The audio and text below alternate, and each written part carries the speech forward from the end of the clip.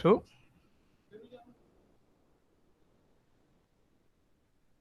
Online syllabus available છે કહી દો. જે બી સાહેબ હોય એમને કહો કે ઓનલાઈન સિલેબસ મૂકેલું છે.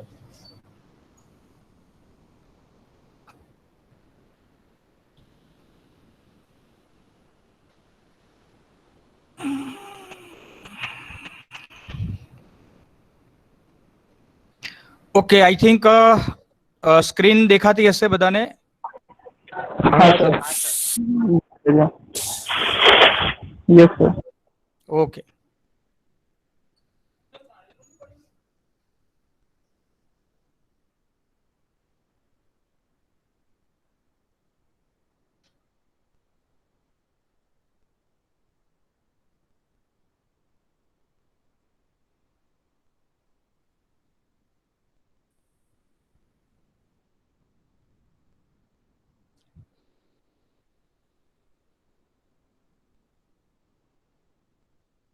Okay, everybody able to see the screen? Yes sir. Okay. Yes, sir. Thank you. Thank you. So already we have learned all these things: definition of C language, history of C language, how can you create, compile, and run the program of C. These are some shortcut key of C++ editor. Turbo C editor, you can also say it. આપણે આ પણ ચર્ચા કરેલી. What is program? Program is a set of instructions that executed sequentially one by one. Program શું છે? સૂચનાઓનો સમૂહ છે, એક અથવા એક કરતા વધારે સૂચનાનો સમૂહ, અને આ બધી સૂચનાઓ એક પછી એક એક્ઝિક્યુટ થતી હોય છે. આપણે પ્રોગ્રામ પણ બનાવ્યા. ગઈકાલે આપણે વાત કરી હતી લેંગ્વેજ કન્વર્ટર્સ. સી લેંગ્વેજમાં આપણે જે યુઝ કરીએ છીએ compiler. So what is compiler? Compiler is a program that convert the high level language code into machine level language code. Compiler એક એવો પ્રોગ્રામ છે કે જે હાઈ લેવલ લેંગ્વેજ કોડનું મશીન લેવલ લેંગ્વેજ કોડમાં રૂપાંતરણ કરે છે.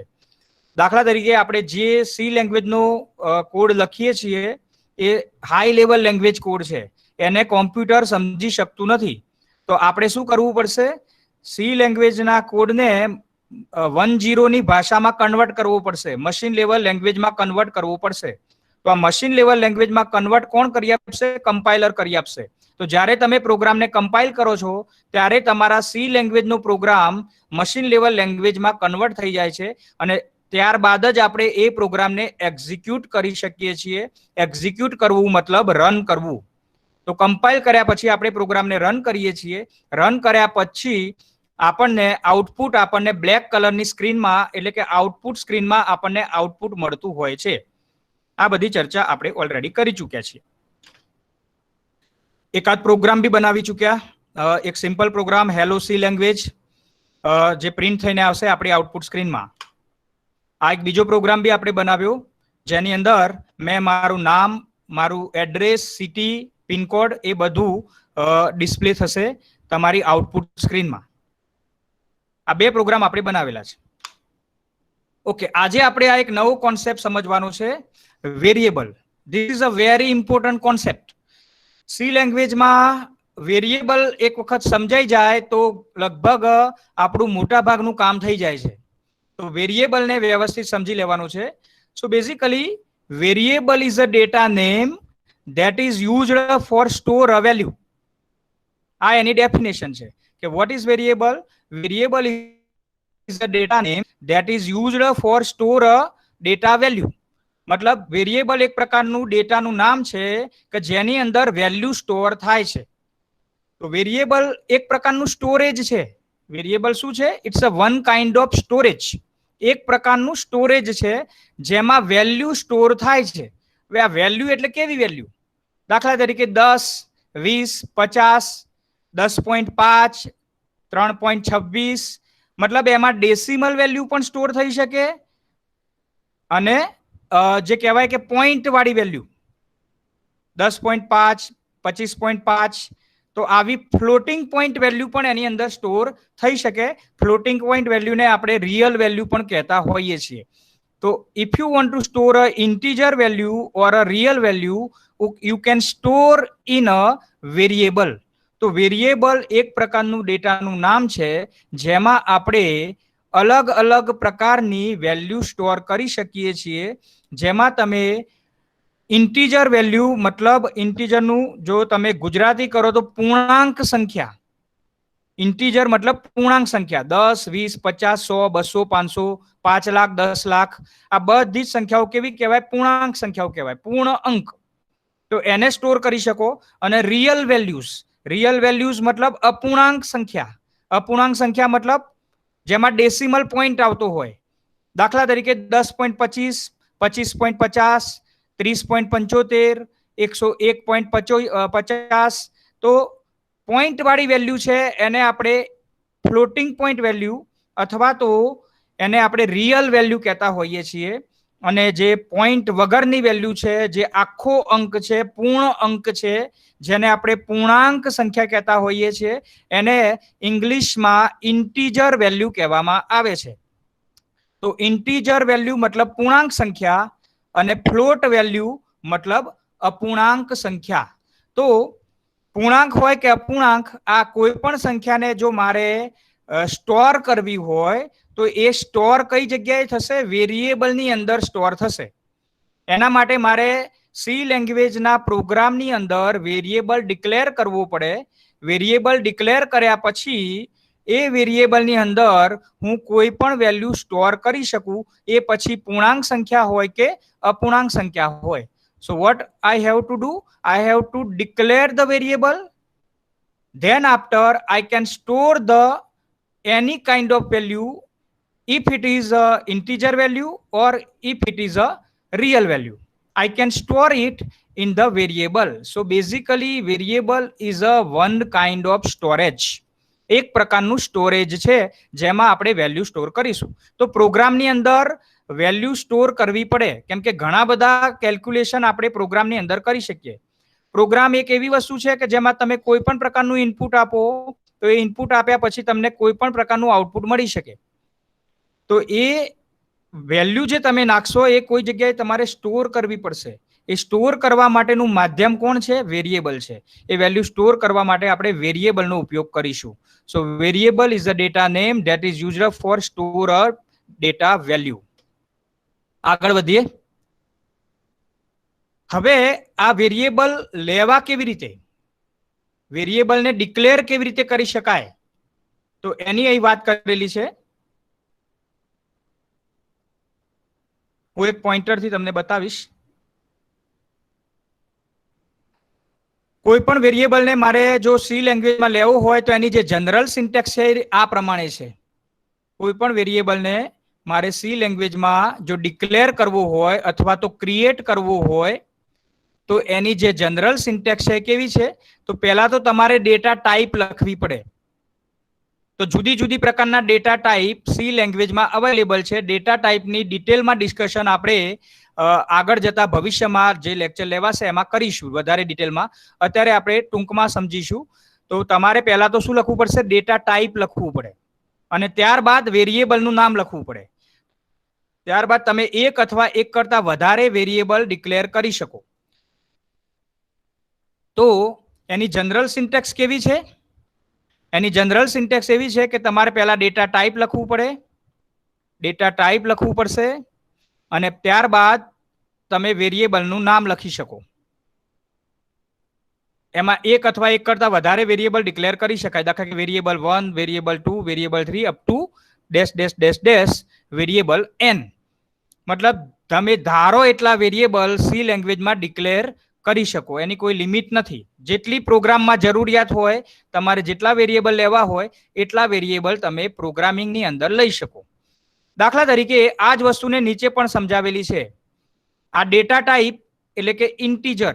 દાખલા તરીકે પૂર્ણાંક સંખ્યા મારે જો સ્ટોર કરવી હોય તો મારે ઇન્ટીજર ટાઈપના વેરિયેબલ લેવા પડે. અહીં જે ડેટા ટાઈપ કીધું એ જુદી જુદી પ્રકારના ડેટા ટાઈપ હોઈ શકે. દાખલા તરીકે ઇન્ટીજર એક ડેટા ટાઈપ છે, ફ્લોટ પણ એક ડેટા ટાઈપ છે. આના સિવાય ડબલ નામની ડેટા ટાઈપ આવે છે, કેરેક્ટર નામની ડેટા ટાઈપ આવે છે, લોંગ નામની ડેટા ટાઈપ આવે છે.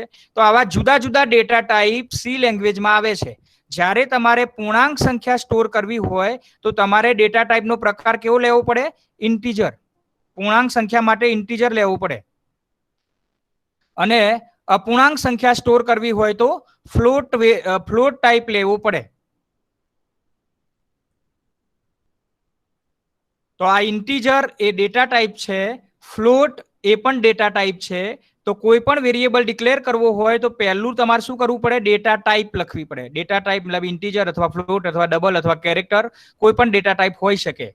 વેરિયેબલની ટાઈપ કોઈ પણ હોઈ શકે, જેવી તમારી જરૂરિયાત. હવે આ ઇન્ટીજર લખ્યા પછી મેં વેરિયેબલ ડિક્લેર કર્યા છે x, y, ટોટલ. તો આ 3 વેરિયેબલ લીધા.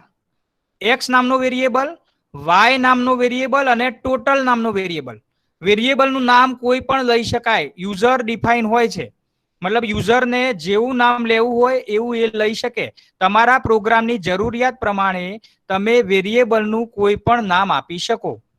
તો અહીં ઇન્ટીજર નામની ડેટા ટાઈપ છે અને આ ઇન્ટીજર ડેટા ટાઈપના 3 જુદા જુદા વેરિયેબલ છે. દાખલા તરીકે x નામનો વેરિયેબલ, y નામનો વેરિયેબલ અને ટોટલ નામનો વેરિયેબલ. એ જ રીતે આપણે નીચે બીજા 2 વેરિયેબલ લીધા છે, રેડિયસ અને એરિયા. રેડિયસ એટલે ગુજરાતીમાં કહીએ તો એને ત્રિજ્યા કહેવાય. ધારો કે મારે સર્કલનો એરિયા શોધવો હોય તો એમાં 2 વસ્તુની જરૂર પડે. સર્કલ એટલે કે વર્તુળની ત્રિજ્યાની જરૂર પડે અને વર્તુળના એરિયા નામના વેરિયેબલની જરૂર પડે. તો અહીં ધારો કે ફ્લોટ એ ડેટા ટાઈપ છે અને રેડિયસ અને એરિયા આ 2 વેરિયેબલના નામ છે. તો વેરિયેબલ કેવી રીતે ડિક્લેર થઈ શકે એ આપણે અહીં જોઈ શકીએ છીએ.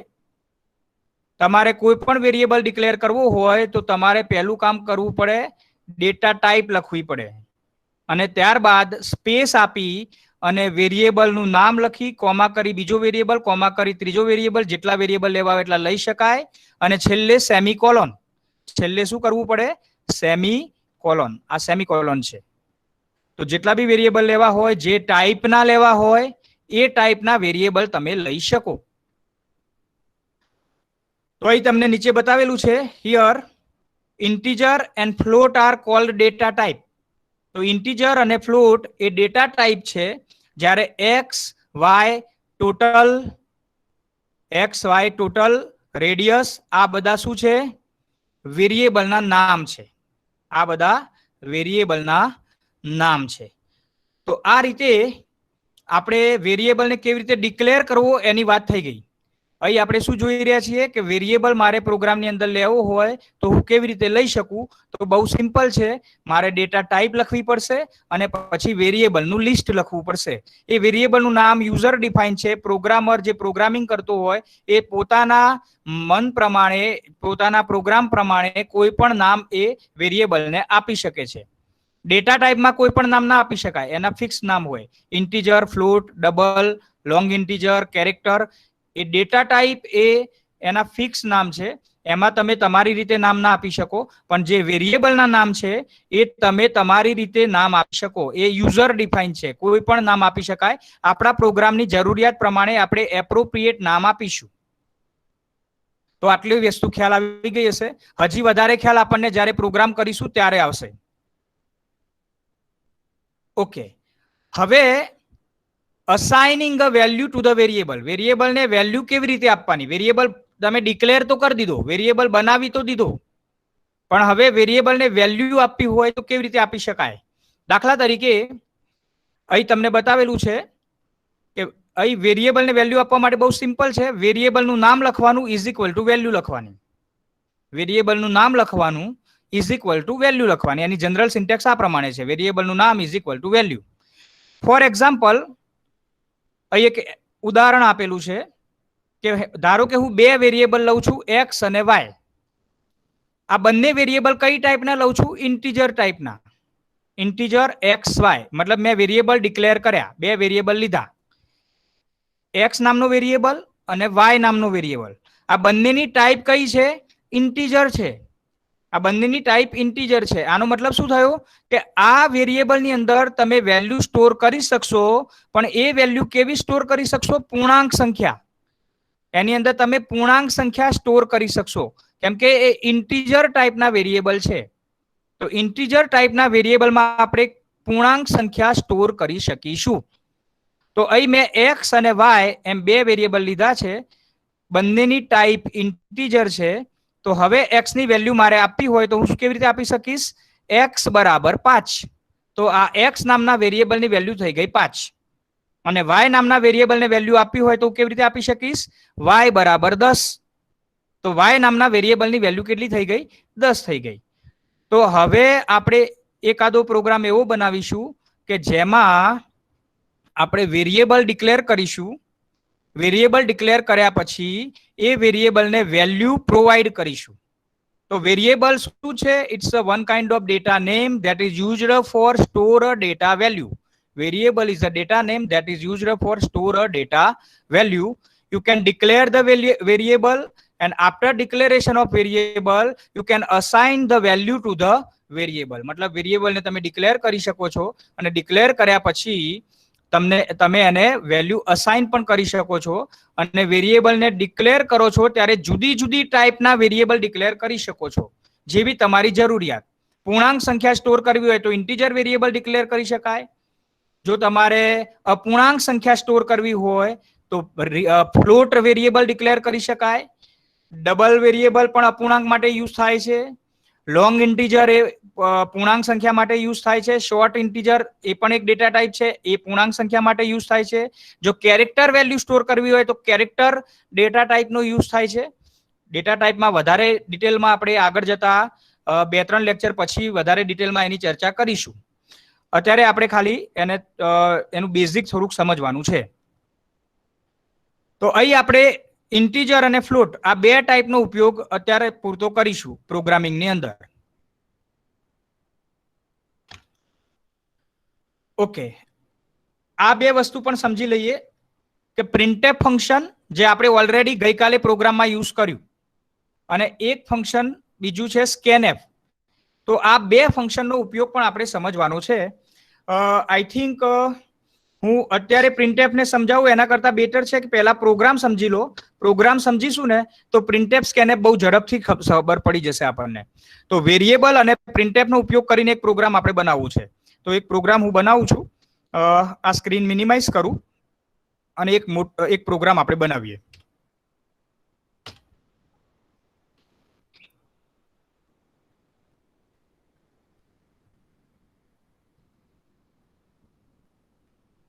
ઓકે, પાછળ બધું બરાબર ચાલી રહ્યું છે?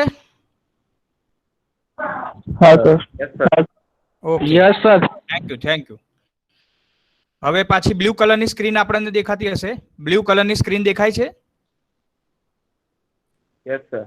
હા સર. હા સર. Yes sir. વાદળી Yes, sir. કલરની હા, સ્ક્રીન જે સર. આપણું ટર્બોસી નું એડિટર છે એ મેં હા, સર. ઓપન કરી દીધું છે. હવે આપણે એક નવો હા, પ્રોગ્રામ સર. બનાવવો છે. ઓકે, હવે આપણે કોન્સન્ટ્રેટ કરીશું. વેરિયેબલ માટેનો એક પ્રોગ્રામ બનાવીએ છીએ.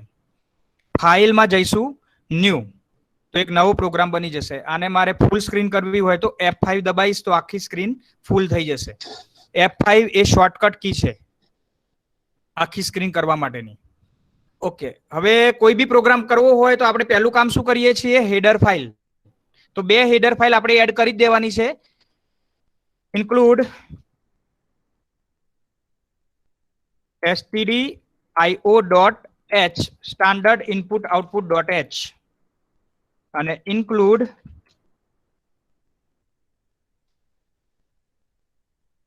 conio.h.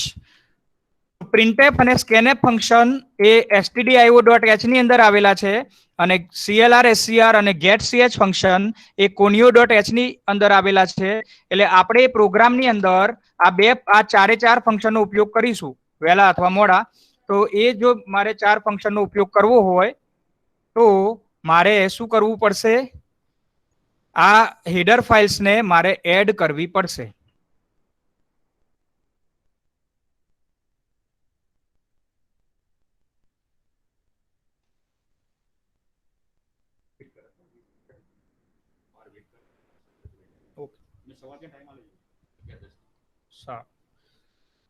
ઓકે, તો આપણે પ્રોગ્રામિંગ ચાલુ હતું. સૌથી પહેલા આપણે હેડર ફાઇલ એડ કરીશું, પછી મેન ફંક્શન બનાવીશું. મેન શરૂ થાય તો ઓપનિંગ બ્રાસ, પૂરું થાય ત્યાં ક્લોઝિંગ બ્રાસ. હવે મેં વાત કરી એ પ્રમાણે મારે હવે વેરિયેબલ ડિક્લેર કરવું છે. તો વેરિયેબલ ડિક્લેર કરવા માટે આપણે આગળ ચર્ચા કરી એ પ્રમાણે અહીં શું કરીશું, ઇન્ટીજર, ધારો કે બે વેરિયેબલ લઈ લઉં, ઇન્ટીજર x, y. તો બે વેરિયેબલ મેં લીધા, x નામનો વેરિયેબલ અને y નામનો વેરિયેબલ. અને આ બંને વેરિયેબલ જે લીધા એ કઈ ટાઈપના લીધા, ઇન્ટીજર ટાઈપના લીધા. બંને વેરિયેબલની ડેટા ટાઈપ કઈ છે, ઇન્ટીજર. મતલબ x અને y માં જો મારે વેલ્યુ સ્ટોર કરવી હોય તો હું કઈ ટાઈપની વેલ્યુ સ્ટોર કરી શકીશ, પૂર્ણાંક સંખ્યાઓ. આની અંદર હું અપૂર્ણાંક સંખ્યાઓ સ્ટોર કરી શકું નહીં. ઇન્ટીજર વેરિયેબલ લઈએ તો એની અંદર જે વેલ્યુ સ્ટોર થશે એ કઈ ટાઈપની વેલ્યુ સ્ટોર થશે, પૂર્ણાંક સંખ્યા, પોઈન્ટ વગરની સંખ્યા, ડેસિમલ પોઈન્ટ વગરની સંખ્યા, આખી સંખ્યા, પૂર્ણાંક સંખ્યા. હવે મેં બે વેરિયેબલ લીધા, ઇન્ટીજર x અને ઇન્ટીજર y. હવે CLR SCR લખી દઉં, clear the screen, CLR SCR. x ને હું કોઈ વેલ્યુ આપું, દાખલા તરીકે x બરાબર 10. x ની વેલ્યુ મેં કેટલી લીધી, 10 લીધી. તો આ x બરાબર 10 મારે લખવું પડે. y ને પણ કોઈ વેલ્યુ આપું તો y માં વેલ્યુ સ્ટોર થશે y બરાબર 20. Variable is a data name that is used for store a data value. તો વેરિયેબલ એક પ્રકારનું ડેટા નામ છે કે જેની અંદર વેલ્યુ સ્ટોર થાય છે. તો જ્યારે બી આપણે પ્રોગ્રામિંગમાં વેરિયેબલનો ઉપયોગ કરવો હોય ત્યારે મારે બે કામ કરવા પડે. પહેલું, વેરિયેબલ ડિક્લેર કરવો પડે. તો આ જે ઇન્ટીજર xy લખ્યું એ શું કર્યું, વેરિયેબલ ડિક્લેર કર્યું, અથવા તમે કહી શકો કે વેરિયેબલ ક્રિએટ કર્યું, વેરિયેબલને બનાવ્યો. ડિક્લેરેશન કર્યા પછી મારે વેરિયેબલને વેલ્યુ હું અસાઇન કરી શકું, અને અસાઇન કર્યા પછી કોઈ પણ પ્રકારનું કેલ્ક્યુલેશન પણ કરી શકું.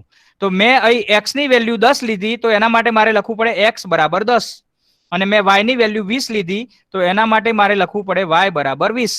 એવું જરૂરી નથી કે 10 અને 20 જ વેલ્યુ લેવી, તમે ધારો એવી વેલ્યુ લઈ શકો, કોઈ પણ વેલ્યુ સ્ટોર કરી શકાય. x અને y ની અંદર કોઈ પણ વેલ્યુ સ્ટોર કરી શકાય. શરત એટલી છે એ વેલ્યુ પૂર્ણાંક હોવી જોઈએ, પોઈન્ટ વગરની વેલ્યુ હોવી જોઈએ, આખી સંખ્યા હોવી જોઈએ.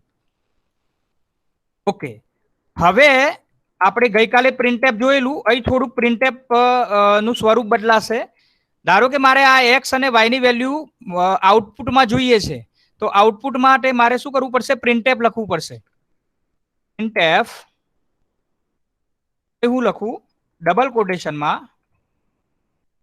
The value of x is equal to %d/n, x. તો અહીં થોડુંક પ્રિન્ટએફ આપણે ગઈકાલે લખ્યું હતું ને એના કરતા થોડુંક જુદું પ્રિન્ટએફ છે. અહીં પ્રિન્ટએફના બે ભાગ પડે છે. પહેલો ભાગ જે છે એ ડબલ કોટેશન વાળો ભાગ છે, આટલો ભાગ એ ડબલ કોટેશન વાળો છે,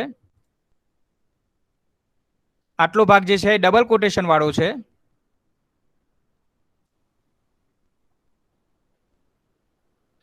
અને એના પછી કોમા કરી અને વેરિયેબલનું નામ લખ્યું છે. એના પછી કોમા કરીને શું લખેલું છે, વેરિયેબલનું નામ. આવી જ રીતે ધારો કે એક બીજું પ્રિન્ટએફ બી હું લખી દઉં, printf the value of y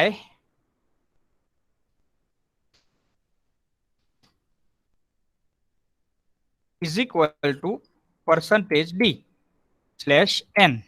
અને ડબલ કોટેશન પૂરું કર્યા પછી કોમા, અહીં હું લખું y અને પાછળ આપી દઉં સેમિકોલોન.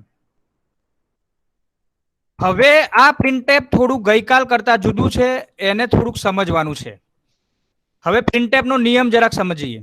તો પ્રિન્ટએફ ની અંદર એવું છે કે તમે ડબલ કોટેશનમાં જેવું લખો એવું આઉટપુટ તમને સ્ક્રીન ઉપર મળશે.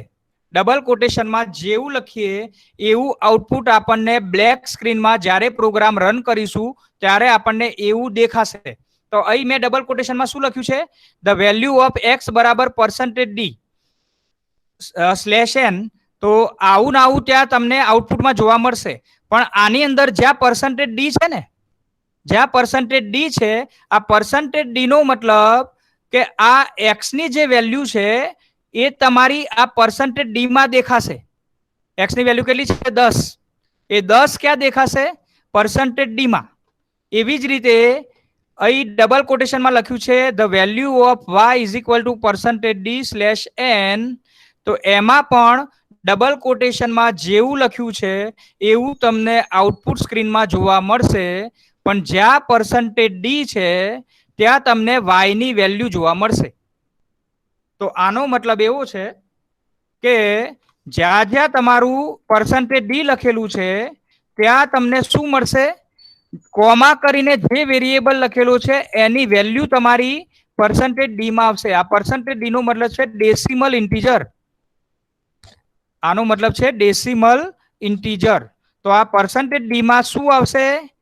તો આ જે કોમા કરીને એક્સ લખ્યું છે એની વેલ્યુ, એક્સ ની વેલ્યુ છે 10. એ જ રીતે વાય બરાબર પરસન્ટેજ ડી લખ્યું છે ત્યાં શું આવશે? વાય પછી વાય ની અંદર વાય ની જે વેલ્યુ છે એ 20. એ 20 અહીં લખાઈને આવશે. અહીં હું આગળ ગેટ ch કરી દઉં, સેમીકોલોન કરું. આ પ્રોગ્રામને હું રન કરું છું તો શું દેખાય છે જરાક જુઓ. આને પહેલા સેવ કરી દઈએ, સેવ કર્યા પછી રન કરીએ. તો આ પ્રોગ્રામ વેરિયેબલ ને સમજવા માટેનો છે. તો પ્રોગ્રામનું નામ હું આપું વેરિયેબલ ડોટ સી અથવા વેરિયેબલ 1. વેરિયેબલ નો પહેલો પ્રોગ્રામ વેરિયેબલ 1 ડોટ સી. પ્રોગ્રામનું નામ આપણે આપ્યું છે વેરિયેબલ 1 ડોટ સી. હવે પ્રોગ્રામ સેવ થઈ ગયો, મતલબ તમારી હાર્ડ ડિસ્કમાં આવી ગયો. મતલબ આને હું ગમે ત્યારે ફરીથી મારે રીયુઝ કરવો હોય, રીઓપન કરવો હોય તો હું કરી શકીશ. એ આપણે જાણીએ જ છીએ. પ્રોગ્રામને કમ્પાઇલ કરવા માટે કમ્પાઇલમાં જવું પડશે. કમ્પાઇલ દબાવો, પ્રોગ્રામ કમ્પાઇલ થઈ ગયો. પ્રોગ્રામમાં એક પણ એરર નથી, એક પણ વોર્નિંગ નથી. મતલબ પ્રોગ્રામ સક્સેસફુલી કમ્પાઇલ થઈ ગયો છે. હવે પ્રોગ્રામને રન કરવા માટે હું રન મેનુમાં જઈશ અને રન કરવા માટે રન દબાવીશ. તો આ પ્રોગ્રામનું આઉટપુટ તમને સ્ક્રીન ઉપર જોવા મળશે. તો તમે જુઓ, પહેલી લાઈનમાં શું લખાઈને આવ્યું? ધ વેલ્યુ ઓફ એક્સ બરાબર 10. અને બીજી લાઈનમાં શું લખાઈને આવ્યું? ધ વેલ્યુ ઓફ વાય બરાબર 20.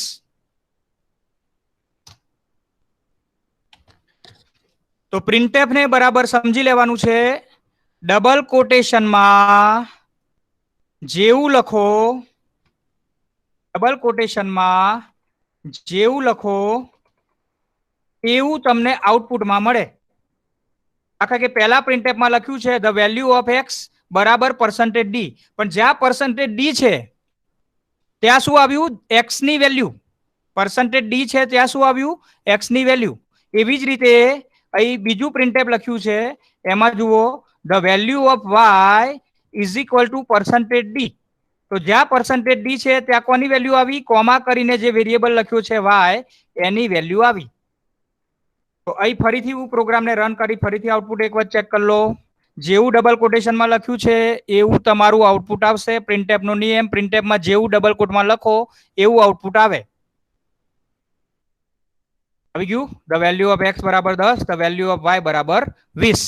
ધારો કે હું પ્રિન્ટએફ બદલું, આ ધ વેલ્યુ ઓફ એક્સ એવું લખવાની જગ્યાએ હું અહીં લખું કે એક્સ બરાબર પરસન્ટેજ ડી અને અહીં લખું વાય બરાબર પરસન્ટેજ ડી. તો હવે આઉટપુટ એ પ્રમાણે આવશે. ડબલ કોટેશનમાં જેવું લખો એવું આવે. હવે રન કરું.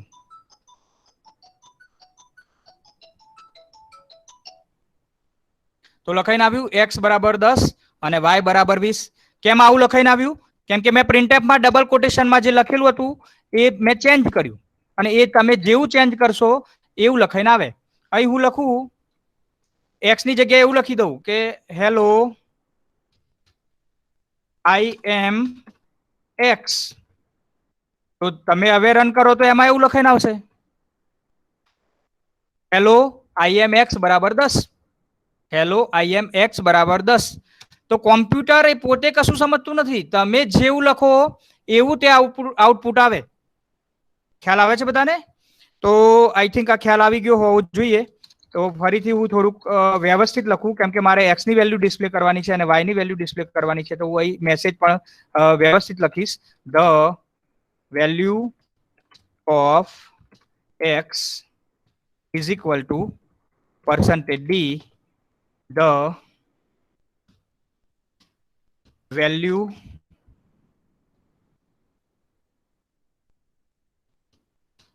of y is equal to %d. ધારો કે આ બંને વેલ્યુ પ્રિન્ટ થયા પછી મારે લાઈન દોરવી છે, તો હું શું કરી શકું? હું લખી દઉં printf ડબલ કોટેશનમાં એક લાઈન દોરી દઉં, ડેશ ડેશ ડેશ ડેશ કરી દઉં તો લાઈન થઈ જાય /n.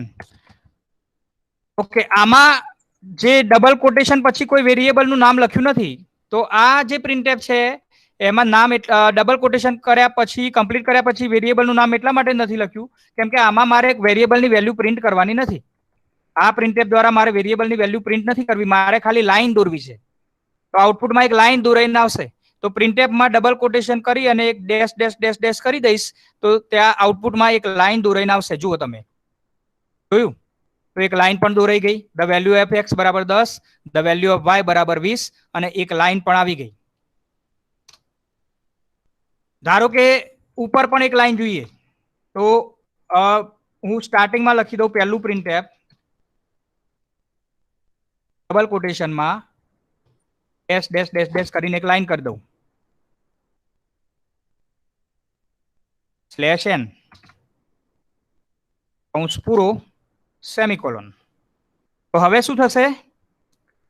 પહેલા એક લાઈન દોરાઈને આવશે, પછી પ્રિન્ટએફ બીજા નંબરનું પ્રિન્ટએફ છે શું કરશે? ધ વેલ્યુ ઓફ એક્સ બરાબર 10 એવું લખાઈને આવશે. ત્રીજા નંબરનું પ્રિન્ટએફ છે એ શું લખશે? ધ વેલ્યુ ઓફ વાય બરાબર 20 એવું લખાઈને આવશે. અને છેલ્લું પ્રિન્ટએફ છે એ ફરીથી એક લાઈન દોરશે. મતલબ કોમ્પ્યુટરને તમે જેવું ઇન્સ્ટ્રક્શન આપશો એ પ્રમાણેનું એ એક્ઝિક્યુશન થશે. પ્રોગ્રામમાં જેવા સ્ટેટમેન્ટ લખીશું એ પ્રમાણેનું એક્ઝિક્યુશન થશે, ટોપ ટુ ડાઉન. પહેલા જે લખ્યું હોય પહેલું એક્ઝિક્યુટ થાય, બીજું લખો એ બીજું એક્ઝિક્યુટ થાય. તો જોઈ લો, પહેલી લાઈન દોરાઈને આવી, ધ વેલ્યુ ઓફ એક્સ બરાબર 10 લખાઈને આવ્યું, ધ વેલ્યુ ઓફ વાય બરાબર 20 લખાઈને આવ્યું, પાછી ફરીથી લાઈન દોરાઈને આવી. તો આપણે કોમ્પ્યુટરમાં જેવું કરવા માંગીએ એવું થઈ શકે. તમે જેવી ઇન્સ્ટ્રક્શન કોમ્પ્યુટરને આપશો, પ્રોગ્રામને આપશો એ પ્રમાણેનું આઉટપુટ મળશે, line by line, one by one. તો અહીં પહેલા તમારા પ્રોગ્રામમાં તમે શું કર્યું? પહેલા બે વેરિયેબલ લીધા, એક્સ અને વાય નામના વેરિયેબલ, એ ઇન્ટીજર ટાઈપના છે. બીજું શું લખ્યું? CLR SCR. તો CLR SCR થી શું થશે? તમારી સ્ક્રીન ક્લિયર થશે. CLR SCR થી તમારી સ્ક્રીન ક્લિયર થશે.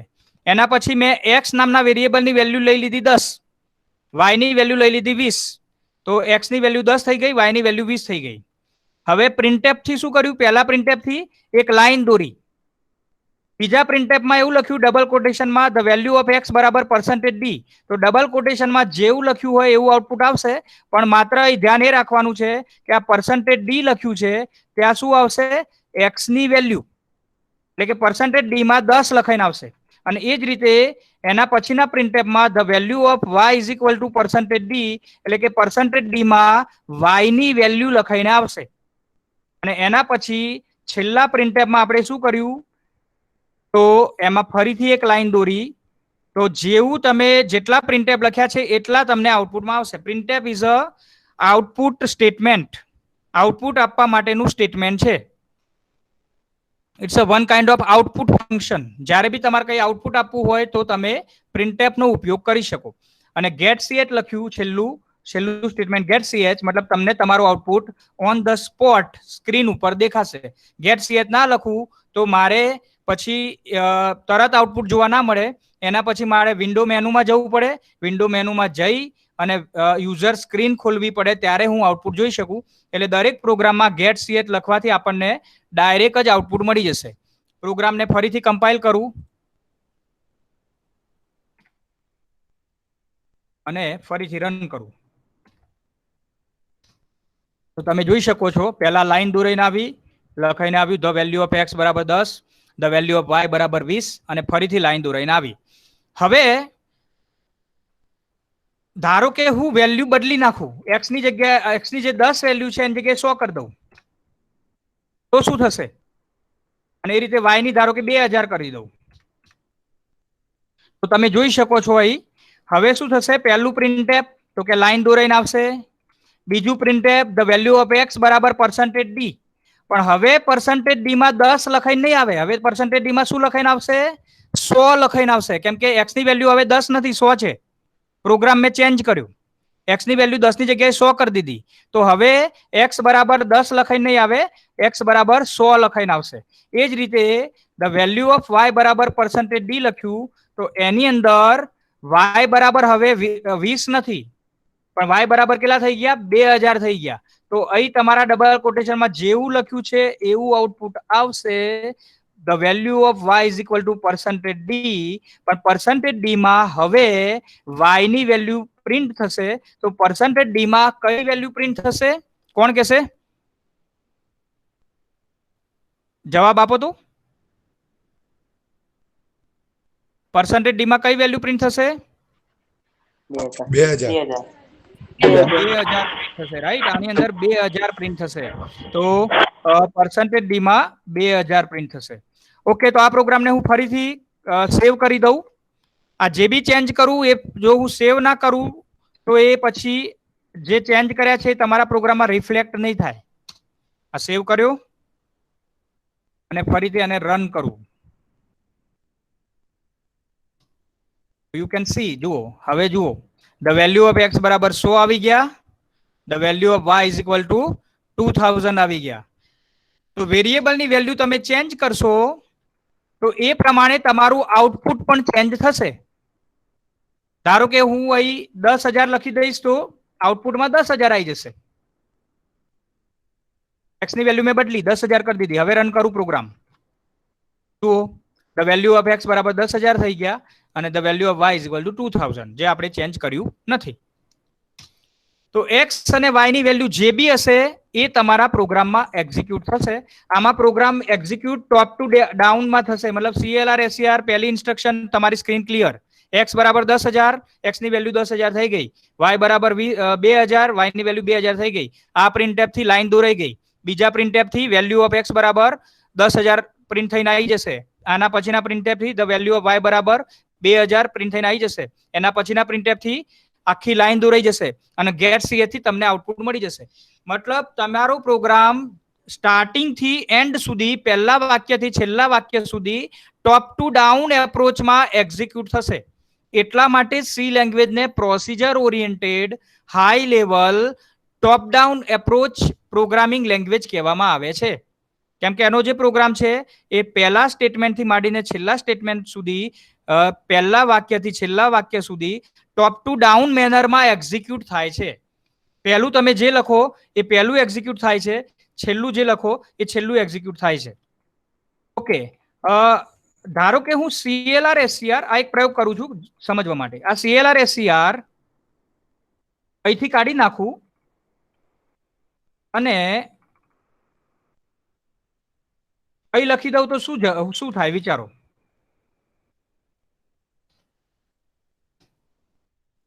CLR SCR મેં ઉપરથી કાઢી નાખ્યું અને ક્યાં લખી દીધું?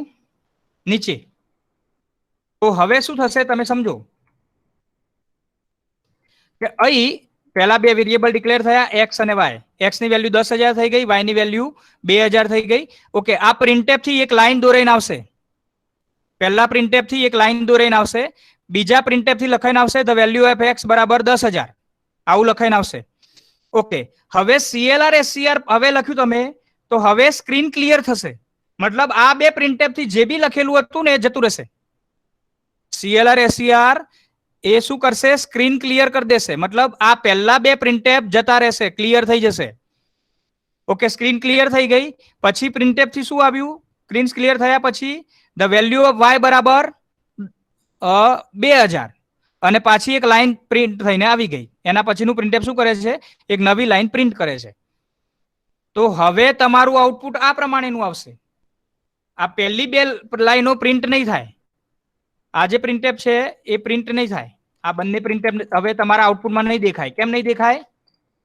કેમ કે એ પ્રિન્ટએફ પછી, એ બંને પ્રિન્ટએફ પછી CLR SCR શું કરશે? સ્ક્રીન ક્લિયર કરી દેશે. મતલબ ઉપરનું આઉટપુટ બધું ક્લિયર થઈ જશે. પણ CLR SCR પછી તમે જે કંઈ પણ લખ્યું છે એ પ્રિન્ટ થઈને આવશે. આ બધી નાની નાની બાબતો છે, એ સમજીશું ત્યારે પ્રોગ્રામિંગમાં આપણને ખ્યાલ આવશે. હવે હું આને રન કરું.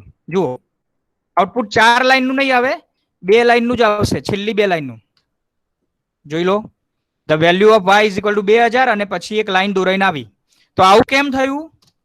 કેમ કે આપણે શું કર્યું? પહેલા પ્રિન્ટએફ એક લાઈન દોરાઈને આવી, ધ બીજી પ્રિન્ટએફ વેલ્યુ ઓફ x લખાઈને આવ્યું, પણ પછી મેં લખ્યું CLR SCR, તો સ્ક્રીન ક્લિયર થઈ ગઈ. સ્ક્રીન ક્લિયર થઈ ગઈ મતલબ આ 2 વાક્યોનું જે આઉટપુટ હતું એ ક્લિયર થઈ ગયું. પણ CLR SCR પછી પાછા બીજા 2 સ્ટેટમેન્ટ લખ્યા, એ પ્રિન્ટ થઈને આવશે આઉટપુટમાં. કેમ કે એના પછી આપણી સ્ક્રીન ક્લિયર થતી નથી. પણ અહીં પણ CLR SCR લખી દઉં તો શું થાય? કોણ કહેશે શું થશે? બધું ક્લીન થઈ જશે. બધું ક્લીન, કશું જ નહીં આવે આઉટપુટ, ખાલી બ્લેક સ્ક્રીન. જોઈ લો, કશું જ નહીં, બ્લેન્ક. કેમ કે છેલ્લે CLR SCR લખ્યું, જે બી પ્રિન્ટ થયું હતું બધું ક્લિયર કરી નાખ્યું, એટલે બધું જ બ્લેન્ક થઈ ગયું. એટલે કોમ્પ્યુટર જાતે કશું સમજતું નથી. તમે જેવું એને એક્ઝિક્યુશન કરાવડાવો એવું એ એક્ઝિક્યુટ કરશે. CLR SCR હંમેશા ક્યાં લખવાનું? વેરિયેબલના ડિક્લેરેશન પછી. ફરીથી હું પાછું ત્યાં લખી દઉં છું. વેરિયેબલ ડિક્લેર કર્યા, વેરિયેબલને વેલ્યુ આપી, પ્રિન્ટએફ લખ્યું. હવે તમારું બધું જ આઉટપુટ આવી જશે.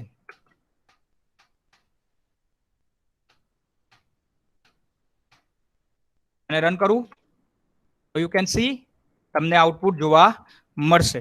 બધું જ આઉટપુટ આવ્યું કેમ કે CLR SCR ઉપર આવી ગયું. અને આ જો CLR SCR કાઢી નાખું તો હવે રન કરું તો આઉટપુટ વારંવાર આવશે, રિપીટ થશે. કેમ કે સ્ક્રીન ક્લિયર નહીં થાય, આઉટપુટ રિપીટ થશે. રાઈટ? જુઓ, 2 વખત આઉટપુટ આવ્યું. આગળનું જૂનું ગયું નહીં કેમ કે ક્લિયર થતી નથી સ્ક્રીન. બીજી વખત રન કર્યું તો બીજી વખત આઉટપુટ આવ્યું. ફરીથી રન કરું, ફરીથી આઉટપુટ આવ્યું. ફરીથી રન કરું, ફરીથી આઉટપુટ આવ્યું. મતલબ જેટલી વખત રન કરીશ એટલી વખત આઉટપુટ આવશે. સ્ક્રીન ભરાઈ જશે છતાં આઉટપુટ આયા જ કરશે. સમજાય છે? તો CLR SCR કેમ લખવું પડશે? કારણ કે મારે આઉટપુટ રિપીટ જોતું નથી. જેવી રન થાય પહેલું કામ શું કરે? જૂની સ્ક્રીન ક્લિયર કરી દે. એ સ્ક્રીન ક્લિયર થયા પછી જે બી લખાય એ બધું આઉટપુટમાં આવે. આઈ થિંક આ બધી વસ્તુ સમજણ પડી ગઈ હશે. ઓકે, હવે એક થોડુંક આગળ બી કામ કરી દઈએ. ઓકે, x નામનો વેરિયેબલ લીધો, y નામનો વેરિયેબલ લીધો. ધારો કે હું આગળ એક બીજો વેરિયેબલ લેવા માંગતો હોય, એક નવો વેરિયેબલ લઉં, સમ, સરવાળા માટે એક સમ નામનો વેરિયેબલ લઉં. તો x નામનો વેરિયેબલ લીધો, y નામનો વેરિયેબલ લીધો અને એક ત્રીજો વેરિયેબલ લીધો સમ. હવે x અને y ની વેલ્યુ પ્રિન્ટ કર્યા પછી હું અહીં એવું લખું છું, સમ બરાબર x વત્તા y. તો આ સમ નામનો એક નવો વેરિયેબલ લીધો અને એને વેલ્યુ કેટલી થઈ? તો એની વેલ્યુ થઈ x વત્તા y. કેટલી થશે વિચારો તો? 12,000. સમની વેલ્યુ 12,000 થશે ને. x ની વેલ્યુ 10,000 અને y ની વેલ્યુ 2,000, એટલે સમની વેલ્યુ થશે 12,000. 12,000. ઓકે, તો હવે હું સમની વેલ્યુ પ્રિન્ટ કરાવું. તો એના માટે હું પ્રિન્ટએફ લખું. પ્રિન્ટએફ, હવે અહીં હું લખું the value of sum is equal to %d /n અને કોમા કરી અને અહીં લખું સમ, પાછળ સેમિકોલોન. તો અહીં જે %d છે ડબલ કોટેશનમાં જેવું લખ્યું પ્રિન્ટએફ નો નિયમ, ડબલ કોટેશનમાં જેવું લખો એવું પ્રિન્ટ થાય. પણ જ્યાં %d છે ત્યાં કોની વેલ્યુ પ્રિન્ટ થશે? કોમા કરીને જે વેરિયેબલ છે એની. મતલબ અહીં કોમા કરીને આપણે સમ નામનો વેરિયેબલ લખ્યો તો %d માં સમ નામના વેરિયેબલની વેલ્યુ પ્રિન્ટ થશે તો અહીં લખાઈને આવશે ધ વેલ્યુ ઓફ સમ બરાબર 12,000. શું લખાઈને આવશે? ધ વેલ્યુ ઓફ સમ બરાબર 12,000. અહીં હું એક લાઈન પણ દોરી દઉં. આઉટપુટ સારું દેખાય એના માટે એક લાઈન દોરી દઉં એટલે આઉટપુટનું જે કહેવાય ને કે વ્યવસ્થિત લાગે.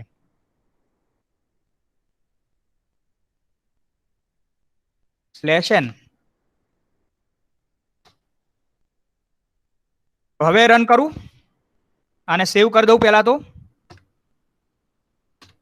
પ્રોગ્રામ સેવ થઈ ગયો. હવે આને કમ્પાઇલ કરવા માટે Alt F કમ્પાઇલ. ઓકે, દર વખતે કમ્પાઇલ ના કરો ને સીધો રન કરો ને. રન જ્યારે આપણે કરીએ છીએ ત્યારે કમ્પાઇલ થઈ જ જાય છે. એટલે કમ્પાઇલ તમે ના કરો ને ડાયરેક્ટ પ્રોગ્રામ રન કરશો તો બી વાંધો નથી. કમ્પાઇલ કરવું જરૂરી નથી. જ્યારે આપણે રન કરીએ છીએ પ્રોગ્રામને ત્યારે એ કમ્પાઇલ થઈ અને પછી રન થાય છે. તો આ પણ એક જાણવા જેવી બાબત છે. પ્રોગ્રામને દર વખતે કમ્પાઇલ કરવાની જરૂર નથી. સીધો રન કરી દો. તમારો પ્રોગ્રામ પહેલા કમ્પાઇલ થશે, એરર હશે તો આગળ નહીં વધે અને એરર નહીં હોય તો સીધો રન થઈ જશે. હું પ્રોગ્રામને રન કરું.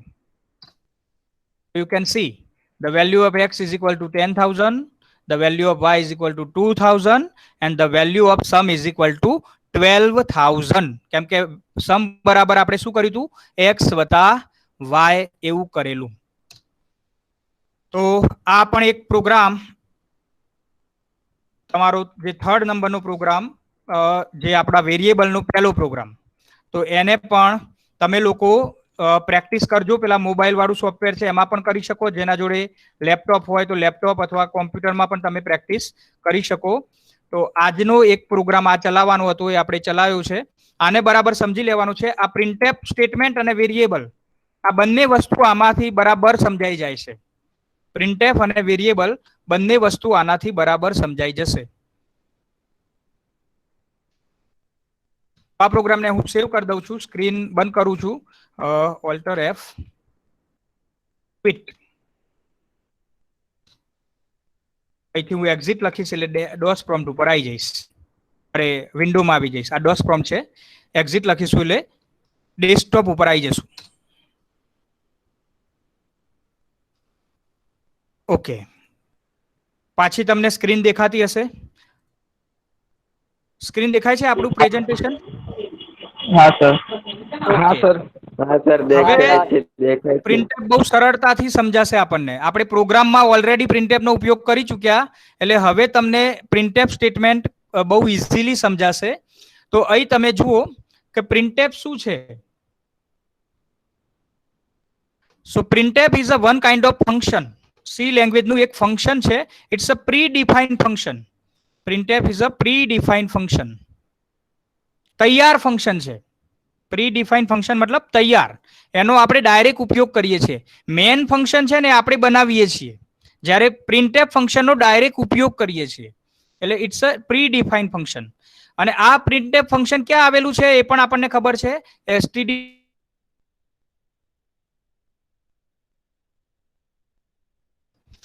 ઓકે. પ્રિન્ટએફ નો ઉપયોગ શું? તો it is used four printing a message on the output screen. It is used for printing a message on output screen. તેનો ઉપયોગ શું છે? મેસેજ આઉટપુટ સ્ક્રીનમાં પ્રિન્ટ કરવા માટે એનો ઉપયોગ થાય. પ્રિન્ટએફના ડબલ કોટેશનમાં તમે જેવું લખ્યું